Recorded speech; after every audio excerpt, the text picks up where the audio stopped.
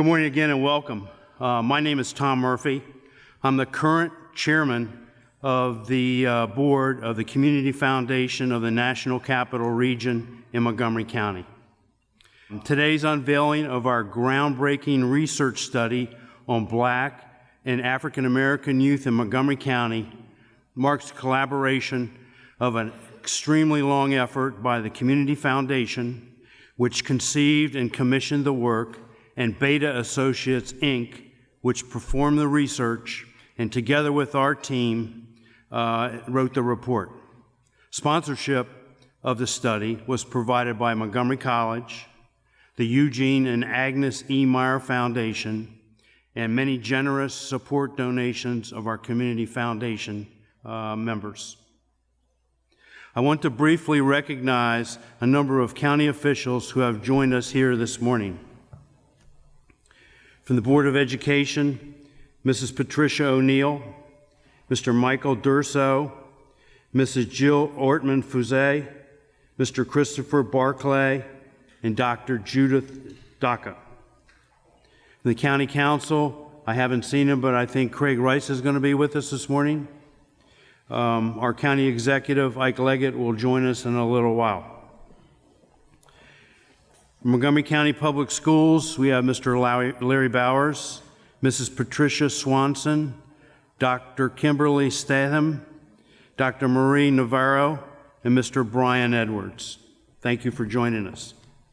To provide you with more information about the Community Foundation's involvement, Anna Hargrave, our newly appointed Executive Director of the Montgomery County Office of the Community Foundation, will come up to share some introductory remarks.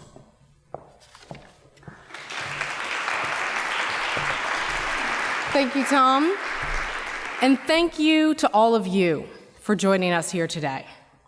I know that you're here because you too believe that, in the words of Frederick Douglass, it is easier to build strong children than to repair broken men and women.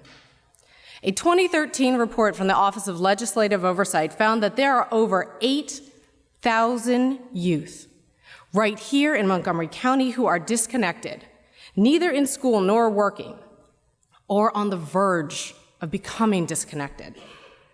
As we think about the future of our community, we know that it is vital for us to understand and address the challenges which prevent these young people from achieving their dreams. Today's report focuses on our Black and African American youth right here in the county. It follows the 2014 report designed and spearheaded by Identity, Inc., which studied our county's Latino youth.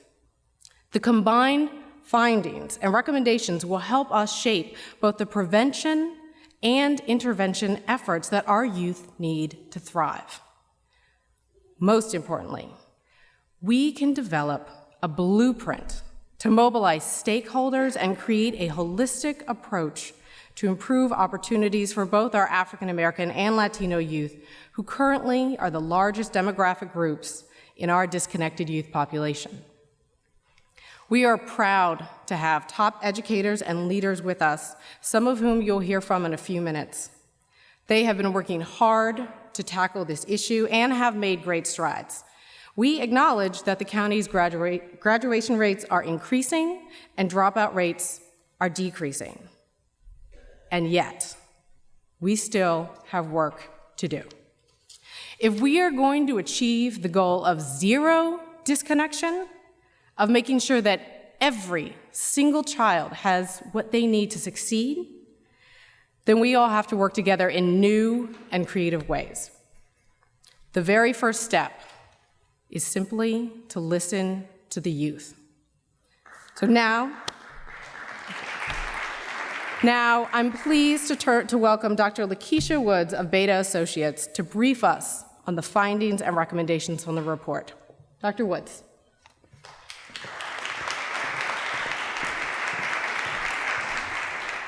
Thank you. Good morning, everyone. So thank you for the opportunity to share the highlights from the study and the report.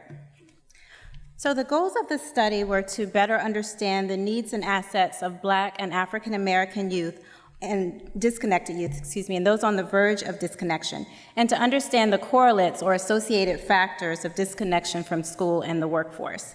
So just to start with some definitions, disconnection or disconnected youth are those who are neither in school nor working. And in accordance with the census definition, Black and African American youth in the study are those having origins in any of the Black racial groups of Africa. This includes people of African descent who identify as African American, from the continent of Africa or the Caribbean. So this is where we use Black and African American youth throughout the study. So ultimately, we want to use the findings from the study to guide clear and concrete recommendations to share with community groups and community stakeholders for action to increase opportunities for Black and African American youth, particularly those at risk of disconnection, to ensure that they achieve success and reach their full potential. So rather than have adults attempt to engage youth, as we said, we need to really listen to what the youth have to say, we used a peer-to-peer engagement approach to reach Black and African American youth ages 14 to 24 in the county. So we had over 25 young people serve as survey administrators who were trained to maximize their social networks and go out and administer surveys in the community to their peers in locations where youth frequent.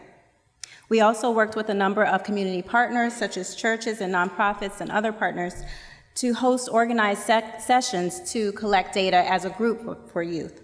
And we also worked with Montgomery College to administer the surveys online to students. So by building multiple recruitment strategies, we were able to find study participants from a variety of localities in the county, including Burtonsville, Gaithersburg, Germantown, Montgomery Village, North Potomac, Rockville, Silver Spring, Wheaton, and White Oak. So it was a wide area. And as you can see on the map, we have dots representing somewhat representing the proportion of participants. So the larger dots on the map represent larger numbers of participants from those areas. So we had a goal of reaching 1,000 youth to really understand what their experiences and their resources and needs were. So we achieved our goal and actually exceeded that goal of reaching 1,000 youth. So the sample consisted of 1,210 youth, approximately 400 in each group. So we had high school students, high school graduates, and those who have dropped out of high school. So I'll highlight some of the key findings from the surveys the youth completed, which assessed areas such as demographics, social support and engagement, school performance and environment, employment, risk and protective factors, and well-being. And based on the findings and the broader context, I'll also share key recommendations from the report for collective, multi-sector, community-wide efforts to increase youth opportunity. So first, in looking at what the youth's experiences are, let's first talk about school performance and connection.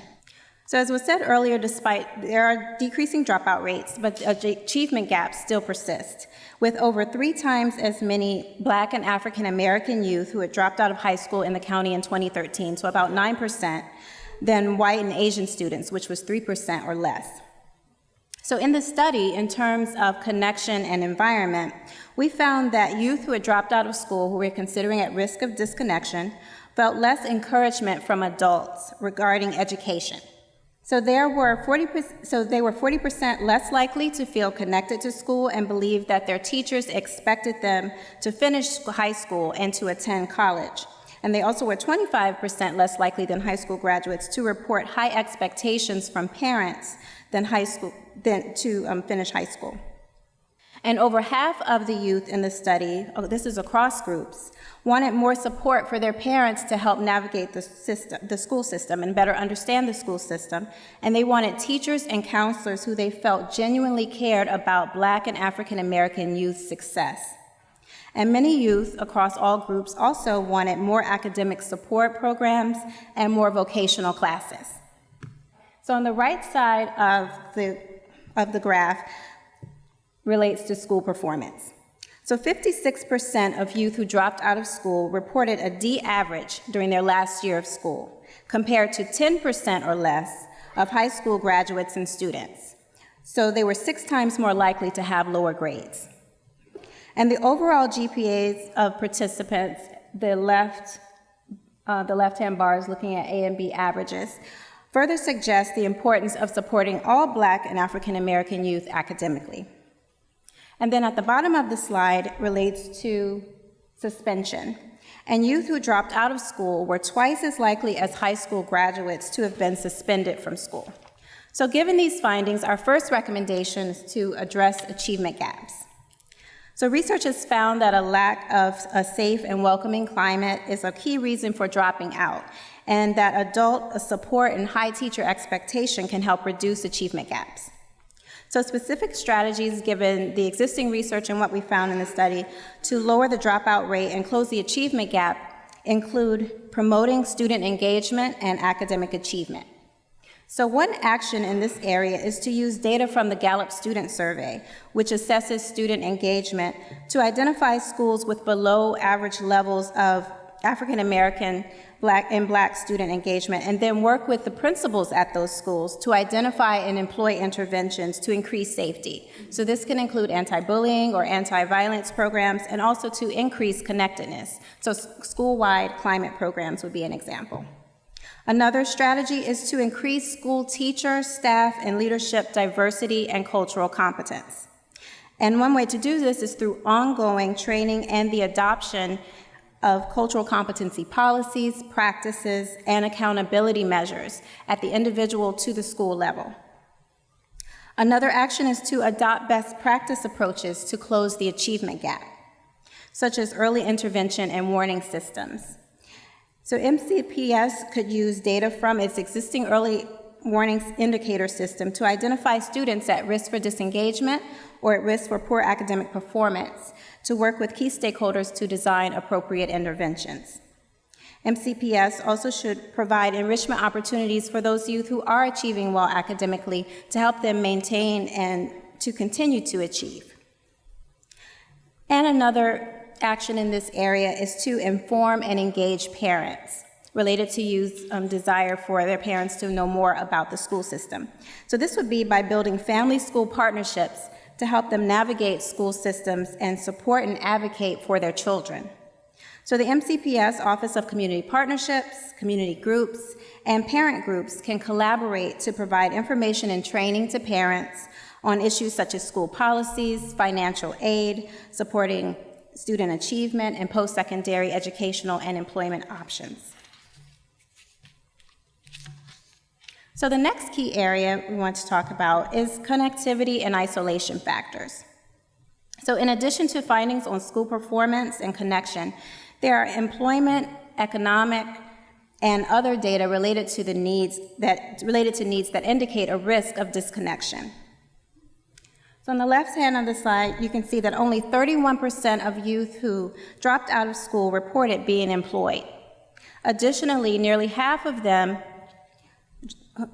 describe their economic situation as bad or very bad. And disconnected youth also have unique experiences that are important to consider. So this will be on the right hand of the slide, some of the areas. So in contrast to high school students and graduates, a higher proportion of youth who dropped out identified as LGBT, so nearly 1/5 of those youth. There were about 13% of youth who dropped out of school who were parents. And there was a higher percentage who reported experiences and feelings that suggested potential substance use and mental health concerns. So nearly 30% of the youth who dropped out of school reported feeling sad or hopeless, and around 3/4 of them had used marijuana or alcohol in the past 12 months. So given these findings, our second recommendation is to reconnect disconnected youth.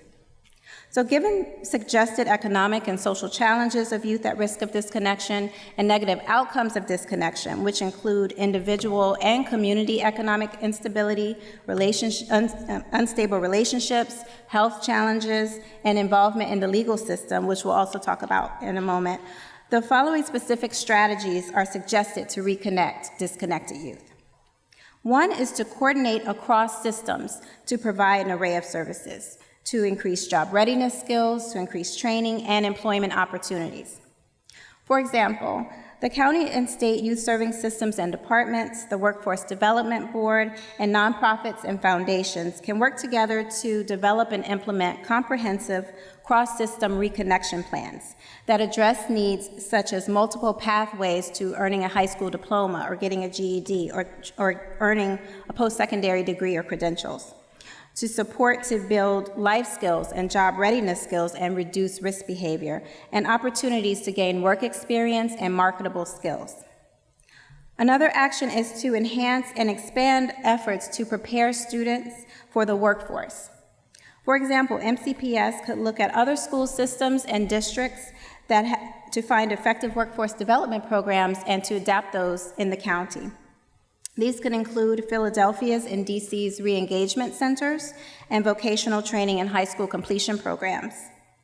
Greater investments also could be made into mentoring programs and existing county programs, such as Youth Build or LAYC's Career Academy, which pair education with workforce development skills.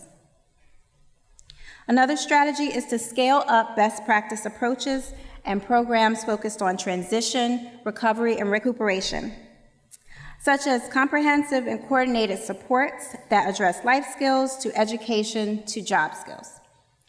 For example, funders could expand the delivery of a range of highly effective out-of-school time programs, including positive youth development programs, mentoring programs, risk reduction, and academic support programs, and increase access to programs designed to help youth transition from high school to post-secondary education and the workforce, such as ACES or Urban Alliance. And another strategy that we suggest is to expand or create programs for special populations, such as health and support services and programs.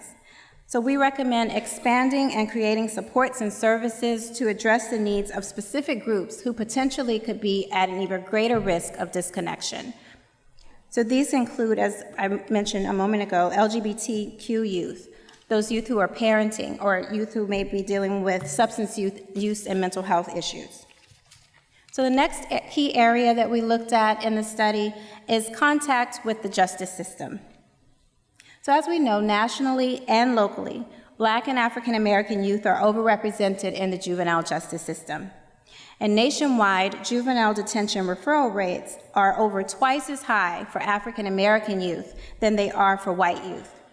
And in the county, young Black and African American men are nearly 51% of the male youth arrested in the county, and they are almost 75% of youth in secure detention. So consistent with this disparity, a key finding of our study was the universal reporting of contact with law enforcement that Black and African American youth, both males and females, had experienced in the county, as well as a high proportion of youth at risk of disconnection who reported a history of arrest or incarceration. So on the left hand of the slide is shown that the majority of youth who had dropped out have been stopped by the police, but there also was a range from 31% for high school students to 64% of youth who dropped out who had been stopped by the police. So across the board, youth had contact with law enforcement. And youth who dropped out were twice as likely to have been arrested or placed in detention than high school graduates. So given these findings, to build upon current efforts in the county to reduce disproportionate minority contact, we have some specific recommendations. So the main recommendation is to reduce disproportionate minority contact, or DMC. And this can be done through cross-system policy and practice reform, which includes reforming school disciplinary referral and suspension policies, as you could go back to the earlier slide about the suspension rate for youth who are disconnected or at risk, and creating or expanding alternatives to detention, improving community relationships with law enforcement, educating youth and families on their rights, and through providing technical assistance to youth-serving programs and systems to ensure that service delivery is equitable. Another strategy is to end discriminatory policing. And this is through training, policy, and practice change. For example, stakeholders should ensure that Montgomery County implements the guidelines issued by Attorney General Brian Frosh, directing police to avoid racial profiling. And ongoing cultural competency training and professional development for the police department also is critical to ensure cultural sensitivity, equitable treatment, and the adoption of policies and practices that sustain equity efforts. So a final key area that we want to highlight from the study and the report is sources of support. So youth turn to a number of sources of support when they were in need. Most frequently, parents and other family members, peers, and God or faith. So about 1/5 to 1/2 of the youth in the study reported these as their main sources of support. To a lesser degree, they also reported sources of support including teachers and guidance counselors and faith and community-based organizations. And youth who dropped out of high school were 4 times more likely to seek support from community organizations than high school graduates. So this is an opportunity. Only a small percentage of youth, however, across the board, so 5% or less, sought out this support in the community. And this is in Montgomery County, which we know is a resource-rich community. So given these findings around sources of support, we recommend creating a reconnection campaign.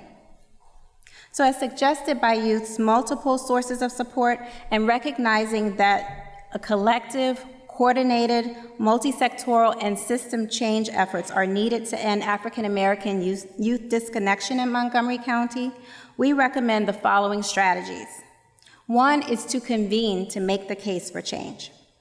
The philanthropic sector can bring multiple sectors and groups together to mobilize support for a coordinated county-wide campaign to reduce disconnection and increase opportunity.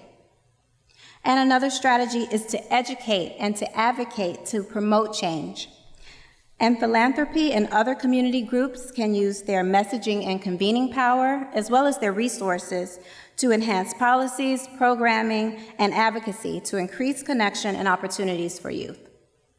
For example, in addition to funding programs to serve disconnected youth, the philanthropic sector should look at policy analysis, civic engagement, and advocacy initiatives focused on informing policy change, monitoring investments in reconnection, and assessing the quality of reconnection plans and programs.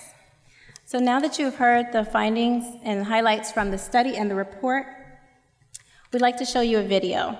And through this brief video, I invite you to hear more from the young people and from the leaders who have the power to create lasting change to increase opportunities for youth. Thank you.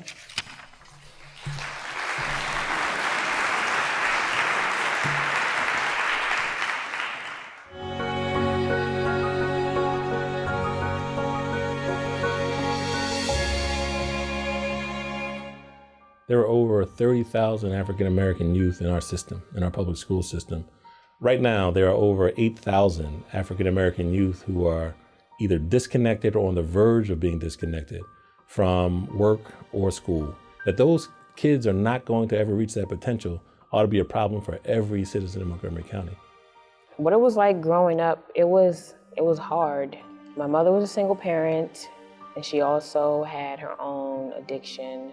When I was 13, my mother gave up. She said, if your father doesn't have to do it, then I don't have to do it either.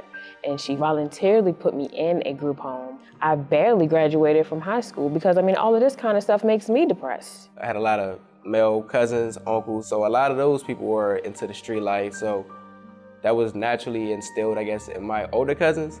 So, when I started to come up, that's all they knew was drugs, the glitz and glamour, let's go get high, let's go drink, let's go steal candy from the store.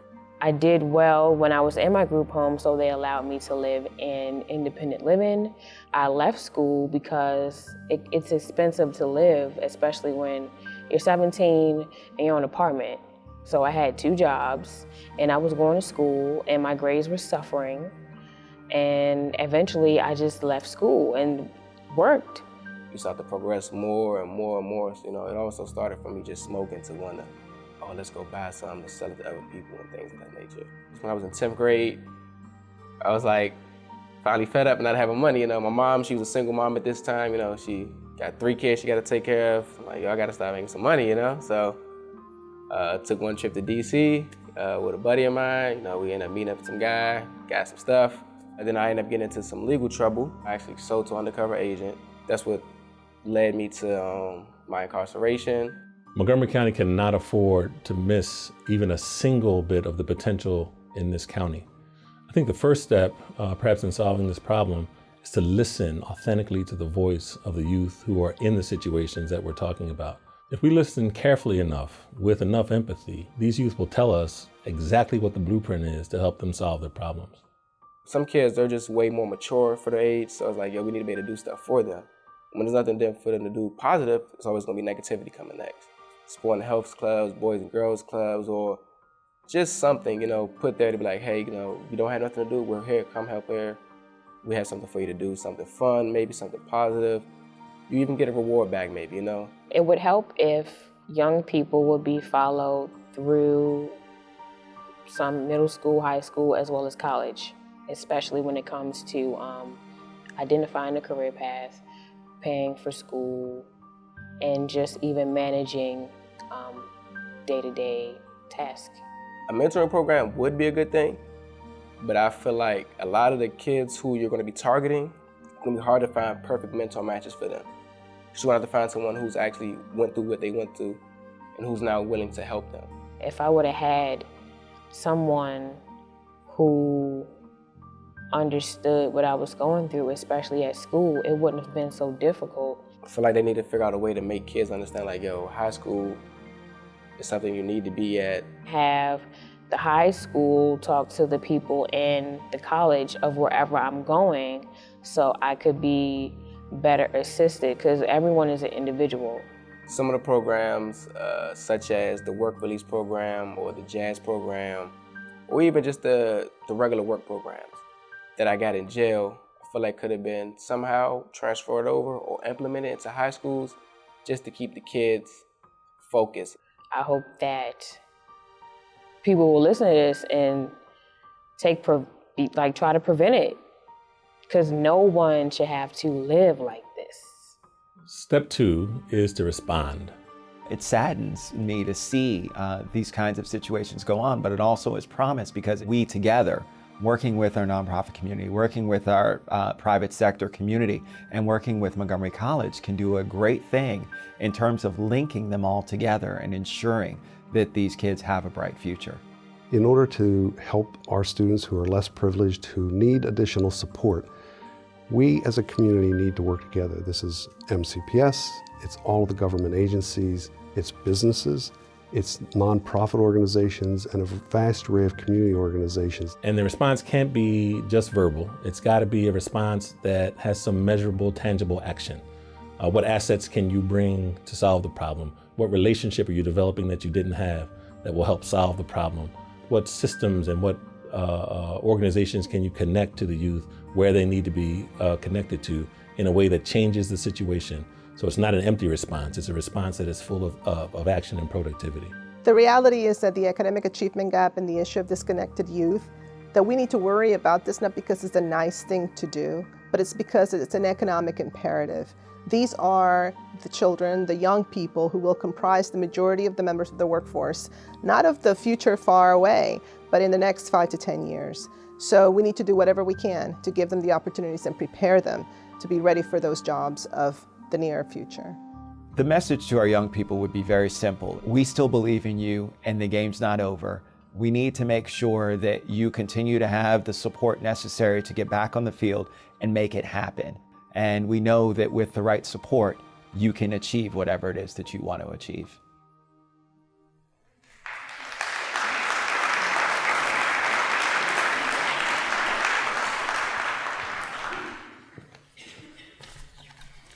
A great video. I want to thank Montgomery College for producing that very fine video.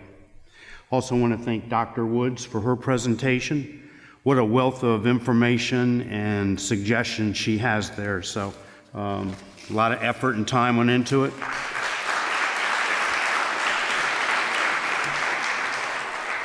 I also want to thank FutureLink for introducing us to these two fine young people who told their stories. FutureLink is one of the charities that's very close to my heart. I've mentored students there for a number of years, and these two students in the story today are certainly very typical of the fine work they do at FutureLink, so thanks to them. As you could tell from the video, Ebony and Antoine are no longer disconnected. With financial, counseling, and tutoring support, they've really advanced their lives. Ebony is now back in school and pursuing a nursing degree, and Antoine is on a restaurant management track.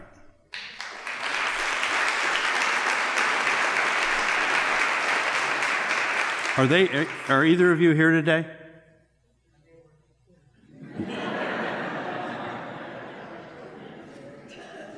What do you know? Next, I'd like to introduce our county executive, who is certainly a champion of our youth and would like to provide some remarks about the study. County executive?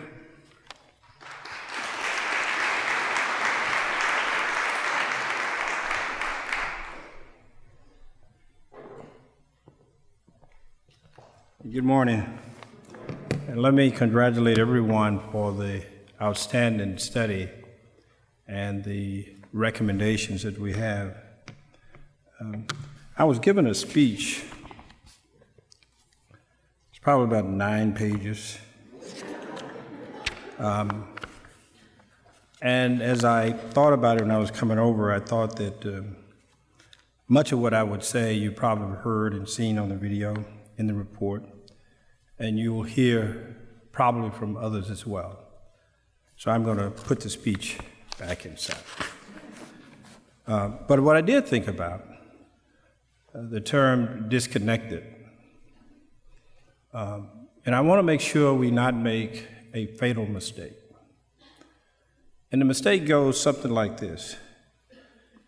I have an iPhone. In fact, I have 2. In my car, I have a 3rd one. And I use them repeatedly. Some years ago, and traveling through one of our airports, I realized that the power was about to expire. And I looked around in the airport trying to find an outlet. And I said to myself, if I could just find the outlet, I have the right tools to connect it. And I was assured that if I found the outlet, that the power would be restored. That if I found the outlet, the power would be restored. And so the assumption is that we take away from this recommendation, or the series of recommendations, is that we have youth that are enthusiastic, bright, intelligent, and they are disconnected. And all we need are the right tools to connect to the power source. And once we do that, the challenges will be seriously mitigated. The assumption is that there is sufficient power at the power source. That all we have to do is connect our youth to the power sources, whether it's education, health and human services needs, financial needs, and the myriad of things that are needed in order to restore or to connect. The assumption is that there is adequate power for all of the disconnected youth. And that's not true. Given our current resources, given the challenges that are faced in our colleges, both in our school system, we need more adequate power. We need more teachers. Our student-teacher ratio is too high. We need more resources in our colleges. We need more housing. We need more housing opportunities for our young people. So don't assume that we can, in effect, resolve or seriously mitigate all of these challenges by simply connecting to a power source that oftentimes lacks the power. I believe very strongly that government can play a very serious role in our society. But that means that government is responsible, it means that it is responsive, and that we have the resources to help. That is not to say that we do not have some resources.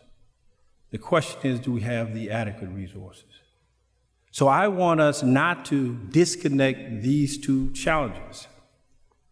We need to make sure that we are doing all the things we need to do in order to help prepare our youth, give them a fighting chance, give them the tools, the things that they need so that when they go to the power source, through our foundations, through our government, through our colleges, through our schools, through all the things that we provide institutionally, that there is power there. Otherwise, we will have some, but we're not going to help enough in this very challenging society. We have done a great deal in Montgomery County. And you look at what we've done in health and human services and education and a variety of things in housing, the amounts, even during the height of recession, is an astounding amount that we provide. But it is not enough. It is not enough. And so I'm here to, A, thank you for making certain that we recognize a very serious problem. Thank you for helping us to garner all of those varied sources that are out there to bring together to help resolve the challenges. Thank you for recognizing that we have a wonderful set of youth that are out there that we need help, and the problems are that it will adversely affect our future unless we do so.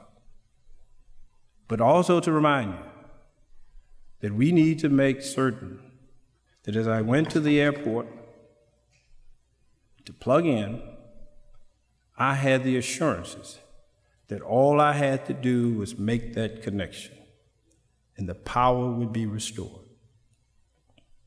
We should place ourselves in the same position with our youth. Then when we connect, when we make that connection, when they've done what we want them to do, they go to that source of power and that it's there. I'm hopeful that we'll be able to do that. So we can combine all of the resources that we have, the connectivity that we need, and generate the power that is necessary to help our youth. Thank you.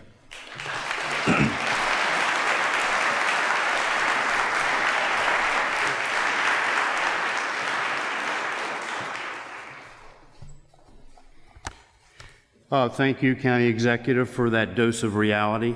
It's always nice to have the reality come to play with what we're trying to do to even more powerfully enforce the task that's ahead of us. So thank you for that part of the equation. I would next like to introduce President of the Montgomery County Board of Education, Patricia O'Neill, for her remarks.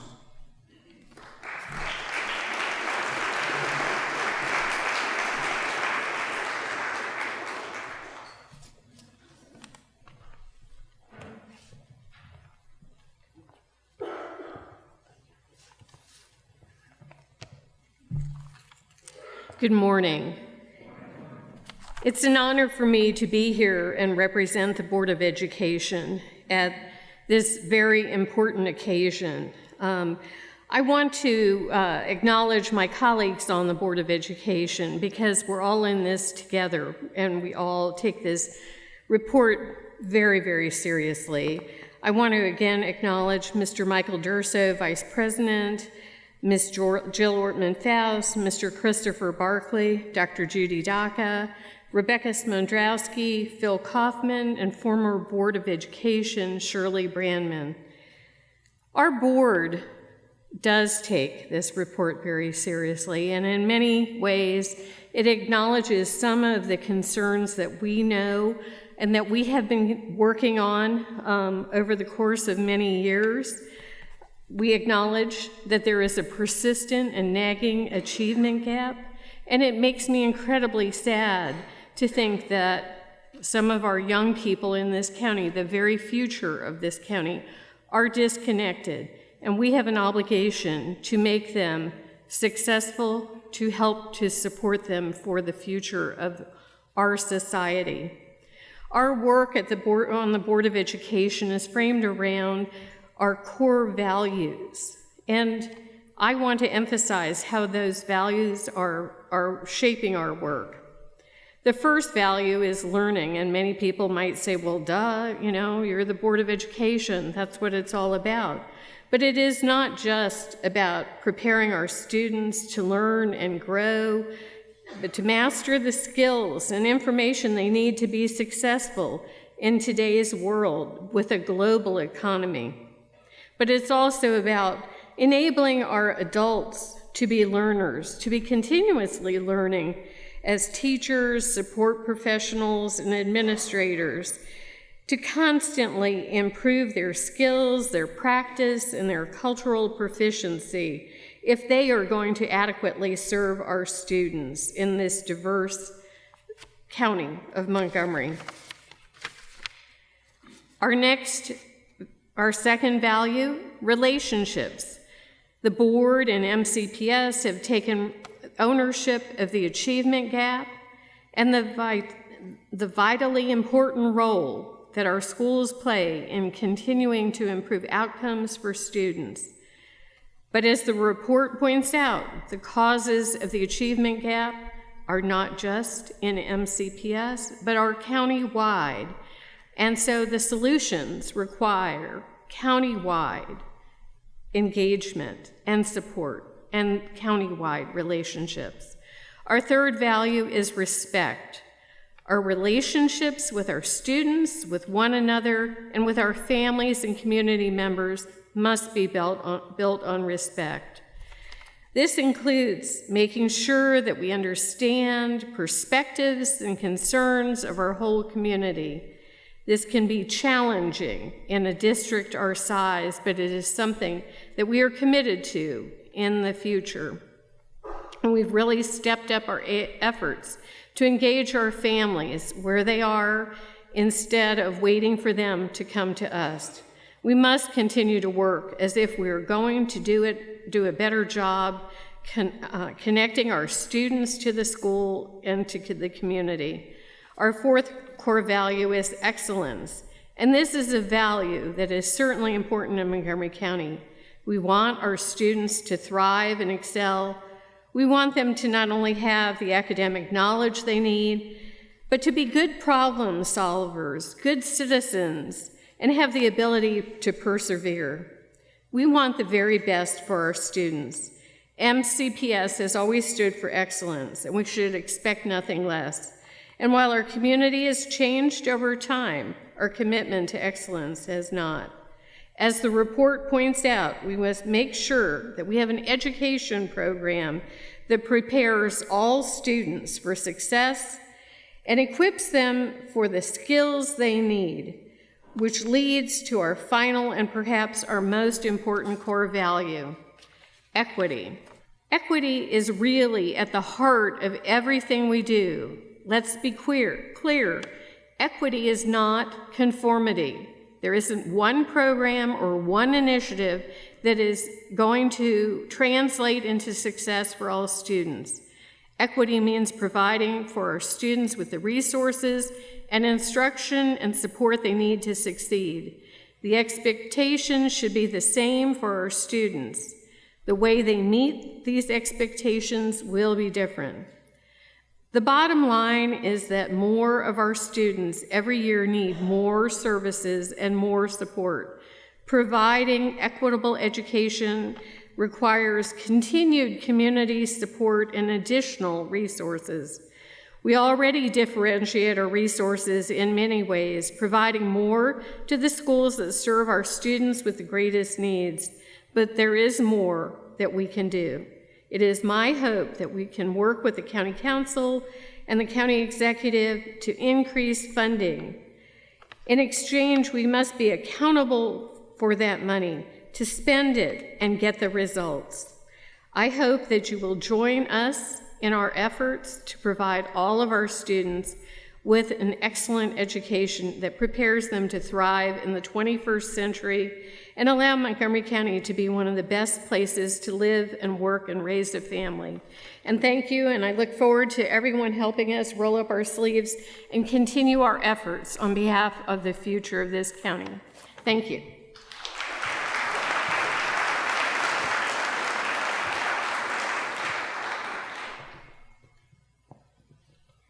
Thank you, Mrs. O'Neill. Now we'll hear from Larry Bowers, the Acting Superintendent of Montgomery County Public School System.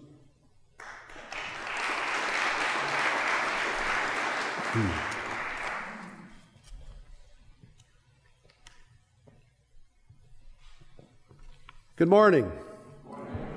I want to thank the Community Foundation and their partners for conducting this study and developing the latest Connecting Youth to Opportunity report. This report is powerful, and the video was powerful because it includes the voices of our students. We have to listen to our students. We have to understand our students. I appreciate the thoughtful recommendations that were in the report. They provide us leverage for the work that needs to be done in our community. These recommendations are right on. The first recommendation talks about the achievement gap. This is the area of focus. My priority is to make sure that we close the achievement gap and to make certain that all of our students graduate and are college and career ready and have the opportunities ahead of them to be successful. This past Wednesday morning, at the Administrative and Supervisory Leadership Team meeting with Montgomery County Public Schools, I met with 500 of our school system leaders. These were 200 principals, other school-based leaders, central office leadership, and supervisors and managers. We looked at data on the achievement gap, and we looked at some progress we've made, but in a lot of areas we haven't made progress, and the achievement gap still persists. This is the critical work, and Mrs. O'Neill talked about the focus on excellence and equity. And so our discussions in the morning was really devoted to equity and cultural proficiency and what that means for us as a school system. I want to thank Darianne Pollard for joining us. She gave just a powerful presentation and her experiences as a parent, as a partner with MCPS, and as a community leader, and what it means. And after looking at the data, we talked, the rest of the morning was spent about cultural proficiency and what it really means. Our teachers need to know our students well. They need to know who they are, what their backgrounds are, where they've come from, what their strengths are, what their challenges are, what their concerns are. They have to know them well. They have to spend the time to understand who their families are, where they're coming from, what their needs are. In addition to that, in looking at the achievement gap data, I ask our leaders, when you look at the bars and you see the gaps, think of those gaps as individual students. Think of the faces that each of those gaps represent and what it means. And when we go back and work with our teachers and our staff in schools, as we develop our cultural proficiency plans, really understanding what it means for each and every one of those students who's represented in that gap, and what it's going to take us to close that gap and to make sure that all of our students have the opportunities and are prepared for their future. I released some strategic priorities for this year that did talk about culture and our culture and cultural proficiency. It talked about the academic focus and the academic foundation and math and literacy skills. Part of that was also about career readiness. And so part of the conversation on Wednesday was about career readiness and what we as an organization need to do to look at all of our programs, to look at all of our opportunities to make sure that We strengthen our career readiness programs so that students beginning in grade 6 really begin to have an understanding of what the future looks like, what the opportunities are, to develop the employability skills, to have career skills, so that they not only graduate, but when they graduate, they're ready to move on to college and careers that are going to help them be successful. So that's a key part of our work this year. And at the November all-day Board of Education meeting, the board is going to have a lengthy discussion about where we are, where we want to go, and what we're doing about that. Another one of the priorities is looking at our teacher workforce, and that was highlighted in this report. We need to make sure that we have greater diversity in our teaching staff, and that's been one of the priorities and one of the focus areas this year. Our teaching workforce needs to better reflect our student population. So we have a lot of work ahead of us. We've made some progress this year, but we're going to continue to focus on this. We've also, and I want to mention that there was some comments about suspension rates, and certainly our Board of Education and our staff is committed to reducing this. We've reduced the suspension rate by 40%. We've closed the gap somewhat, but we still have a great deal more work to do. We know the connection between students being suspended and then eventually or perhaps getting involved in the criminal justice system. We need to stop it in schools. And part of that is making sure they're engaged, making sure they're being successful in school, making sure they have a reason to go to school every day, to want to go to school every day, to want to be successful. And finally, and you've heard this already, this requires all of us to work together. We can't do it alone. We need partnerships with Montgomery College, the universities of Shady Grove, the other agencies in the county government, the community foundation, nonprofit organizations, businesses. So our last strategic priority this year, and a focus of the work, is our partnerships, engagement with the community, engaging parents. And so it's about all of us working together to make sure that we have that connection that Mr. Leggett talked about.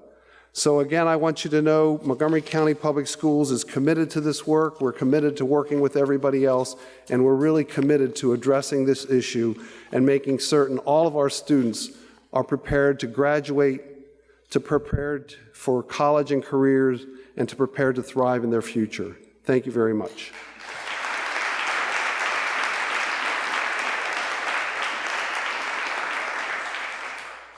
Thank you, sir. Now we will hear from Dr. Darion Pollard, president of Montgomery College. And as she's making her way up, I would like again to thank her and Montgomery College for helping with the study, for letting us use your fine living room here today, and it's always much appreciated. So thank you.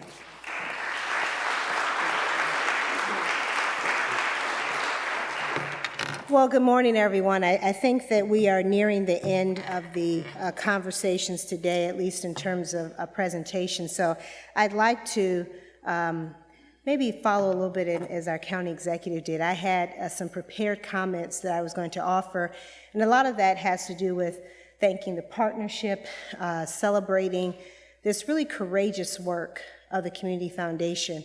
I think that there are lots of opportunities that the Community Foundation could be pursuing, but to choose to do this work, first with the groundbreaking Latino study, now this study on Black and African American youth, I celebrate you so much for that.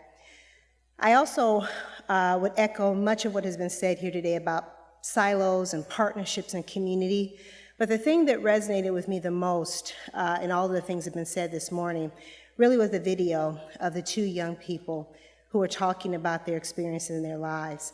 And it reminded me of lots of things that I've been experiencing of late, but in particular, it made me think about the first week of classes here at Montgomery College just a few months ago. I happened to be at this campus, our Tacoma Park Silver Spring campus, during that first week. And many of you may not remember the last week in August, it was brutally hot.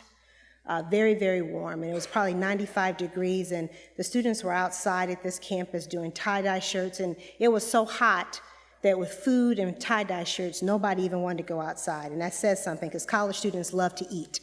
And I happened to be sitting down because I was hot, and I was sitting in the hallway in one of the main corridors here, and our lovely provost here, Dr. Brad Stewart, and I were chit-chatting and talking, and I was greeting students. And typically the first week of school, you kind of see maybe 3 different types of groups of students. The first are those who've been here, they're well acclimated, they're walking down the hallways like this is a family reunion. Hey, how you doing? You know, they're walking around doing that. Then there's a group of students who you can kind of tell they're not really right sure they want to be here, and they kind of navigate, and they're walking around. And then there's this third group of students who typically don't make eye contact with you. They sit on the sides. Even if you're walking around, they're still doing this on their phones, their gadgets, trying to find connection, right? They're doing that. So I just happened to be looking. I'm sitting in the hallway talking to the ones who always talk to me, and there was this young man sitting on the side, and he was sitting here in the corner. He literally had himself in a corner. And I kind of looked at him, and I could tell he didn't want to look at me. And I looked at him again, and I said, hey, how you doing?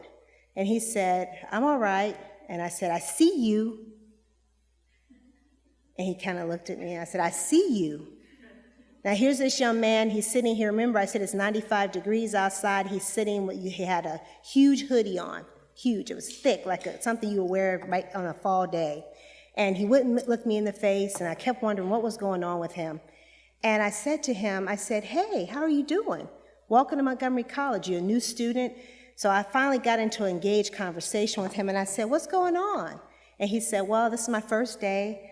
I said, okay, what's your career aspirations? What are you doing here in Montgomery? He said, I want to go into mortuary science. And I said, well, I know we don't offer that. He said, I know, but I'm getting all my base courses out of the way, and then I'm going to transfer and do mortuary science. So I could tell by this point he kind of turned a little bit toward me by now. And I said, well, how's it going? You know, what classes are you taking this semester? And he tells me, so I got to get my developmental classes out the way. So finally I said, well, we're happy to have you. I said, where do you live in Montgomery County? So actually, I live in D.C. I live in Southeast. And I said, oh, okay. And he said, but I chose to come to Montgomery College. And I said, you did? He said, yeah. He said, I knew I had to do something different. And I kind of talked to him a little bit more. And finally, he said to me, I was in the life. I was in the life. He said, my brother died. He got killed. He said, so I decided that I needed to come back to school, and I'm doing this for him. And I said, well, I think it's aspirational that your brother's story brought you to Montgomery College, but I need you to stay here for you. And at this point, he turned toward me. I could tell now why he had on this big thermal sweatshirt on. He was tatted up the neck, right? He had tats on his hands. He had this big, and I said, but baby, I said, you're welcome here. And I said, as a matter of fact, I see you, and I'm going to make sure I stay connected with you. So I gave him my cell phone number, something I don't do very often to a lot of students. I connect through social media, but I gave him my cell phone number. I said, I want you to stay in contact with me. So as I think about the video and all the stories that we've heard here today and what the outcomes of that data says, I told him, I said, hey, I've got my eye on you. Welcome to MC. We've got this. You've got this. I look forward to your success. Keep me posted. He said, thank you, and I most definitely will. A couple weeks, middle of September, I wrote him. I said, checking in with you. How's it going? Haven't heard from you. He wrote me back, everything is going great. I had just asked about you yesterday. I wanted to talk to you, asked a couple questions about my financial aid, but I sat down with somebody, and they helped me get through everything. I said, real good. Keep connected. Hadn't heard from him now, beginning of October. Hey, it's nearing midterm. I'm wondering how you're doing. How are those classes? Financial aid all worked out? He wrote me back, everything is going well so far, and financial aid worked out wonderful. My classes are okay. I love my teachers. And I said, hey, it's just yesterday. How you doing? It's midterm. I'm thinking about you. He hasn't written me back yet. Now, every response that I've shared with you, he would write me back probably within an hour. So it's troubling me that this young man got through midterm here at Montgomery College, but I haven't heard from him yet. The important part about this, though, is I know he chose a different path for his life. This is why we became at this institution committed to this study, because we know for a fact if someone doesn't hear them, if someone doesn't take the time to listen to their stories, if someone doesn't take the time to validate their experiences, they will disconnect from us. So I'm going to be calling him because he hasn't written me back yet, because I want to make sure that he's still here, and I want to let him know that I thought about him today as we were doing this study. I celebrate the Community Foundation for this work. Thank you for inviting the college to be a part of it. I look forward to the community conversation that will happen, and it is happening already, and the fact that each and every one of us, if we just take the simple time to see someone and don't let them sit in the corner, don't let their stories be ones that aren't valid and aren't listened to, give them an opportunity to shine, I guarantee you this type of work can be transformational for us in the community. Thank you and welcome to Montgomery College today.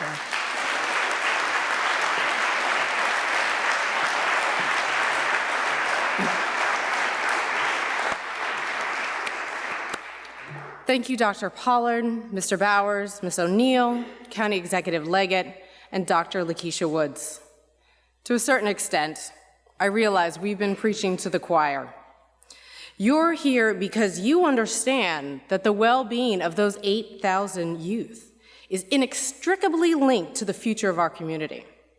Our challenge is to draw in others who are not here today, the ones who don't realize that those 8,000 youth are future entrepreneurs, civic leaders, educators, innovators, doctors who may save the life of someone you love. None of us can afford to miss out on the gifts that they can bring. As some of you know, the 2014 report produced by Identity has supercharged their already great work, providing key insights that enable them and their partners to make a deeper impact on the lives of the young people they serve. At the same time, the findings afforded a macro-level perspective on the structural changes that we need to make in order to affect every child. Now that we have the results of the African American study, I'm pleased to share that the leaders of Making a New United People will join in these advocacy efforts in Montgomery County. Since we believe in working collaboratively, the Foundation will bring together our partners in supporting these efforts to mobilize our whole community. Together, we can shape the practices, programs, and policies needed to create strong pathways to success for all youth. To close, I invite you all to visit our website, thecommunityfoundation.org, to read the full report and learn more about the actions you can take to achieve the goal of zero disconnection in Montgomery County. Thank you again for joining us, and have a great day.